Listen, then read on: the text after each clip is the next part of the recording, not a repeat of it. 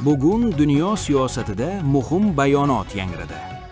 Donald Trump AQShning NATOdan chiqish ehtimolini jiddiy ko'rib chiqayotganini ma'lum qildi.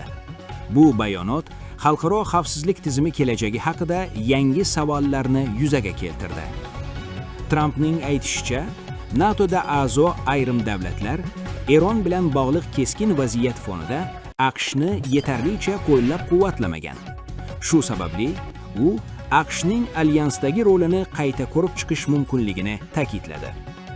Mutaxassislarning fikricha, agar AQSh haqiqatan ham NATOdan chiqish masalasini jiddiy ko'rib chiqsa, bu butun dunyodagi xavfsizlik muvozanatiga katta ta'sir ko'rsatishi mumkin. Shu bilan birga, Buyuk Britaniya bosh vaziri Keir Starmer Strait of Hormuz bo'yicha muhim xalqaro muzokaralar aynan Londonda o'tkazilishini e'lon qildi. Ma'lumki, Hormuz buluzi orqali dunyo neftining katta qismi tashiladi. Ushbu hududdagi har qanday keskinlik esa global iqtisodiyot va energiya bozoriga jiddiy ta'sir ko'rsatishi mumkin.